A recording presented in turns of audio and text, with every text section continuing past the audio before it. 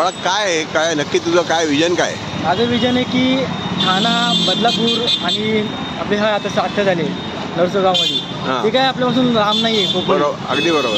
ते गाव तर खूप छोटं आहे. आपलं कोकणी गाव खूप मोठं नाही आहे. बरोबर. जर ठाण्यासारख्या बदलापूरसारख्या ठिकाणी असं होत असेल आणि तिथं जर नागरिकांचा आक्रोश करून पण त्या नराधामांना असं केस बी ठोकल्या जात असेल तर आपली खोपोली काय छोटी आहे. बरोबर. जर इथल्या नागरिकांनी ठरवलं की एकत्र येऊन या अशा नराधामावर काहीतरी आपण एक बघा प्रॉब्लेम सर्व ठिकाणी आहेत तर याच्यावर मार्ग सुद्धा काढला जाईल. बरोबर. सरकारला आपले विचार मांडावा जावा, आपले विचार त्यांच्यापर्यंत पोहोचवा की आपल्याकडे सोल्युशन पण आहे. आपल्याला फक्त प्रॉब्लेम नाही, सोल्युशन पण आहे आपल्याकडे, हे पोहोचवा. नुसता प्रॉब्लेम करू नका, आपण मार्ग द्या. ज्याच्याकडे मार्ग त्यांनी तोंड बोला, पब्लिकनी समोर येऊन बोला. कारण का आज माझी मामाची मुलगी आहे, ती एक वेळ विचार कर माझ्याकडे देताना, कारण का आज असं कृत्य होत आहे. हे कुठेतरी थांबलं पाहिजे. जर नागरिकांनी आक्रोश केलाच नाही, ते शांत बसले तर अशी नराधम खूप फायदा होतील.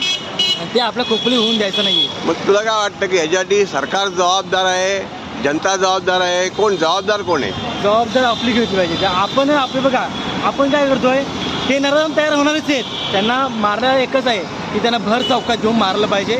शिक्षा फाशीची नाही, कारण का कसं आहे, कोर्टात गेल्यानंतर 2 महिने लागणार, पण त्या 2 महिन्यामध्ये अजून एक नराधम पैदा होईल आणि तो अजून एक बलात्कार करील. पण न्यायव्यवस्थेवर आपला विश्वास नाही का?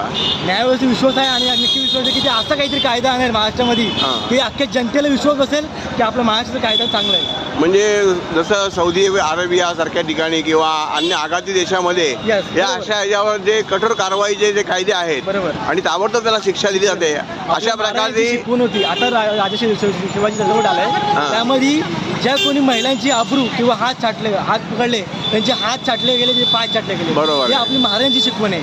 हे महाराष्ट्रामध्ये असे नियम आले पाहिजेत, हे आपली सरकारकडे महाराष्ट्रात नाही की आज संबंध भारतामध्ये आपल्याकडे फक्त हा कायदा फक्त आला पाहिजे.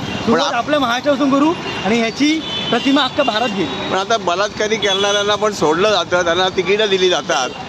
मग हे सगळं थांबलं पाहिजे का? हे पुढे मग थोडंफार सरकार पण जबाबदार आहे. हे जनतेने आपल्या वोटिंग मध्ये दाखवलं पाहिजे, मतदान दाखवलं पाहिजे. एक्झॅक्टली. आपलं मतदान बोगीच नका करू, आपलं मतदान विकलं नका जाऊ. आपण आपल्या जनतेला, आपल्या हक्काच्या मानता जनतेला, सामान्य व्यक्तीला द्या.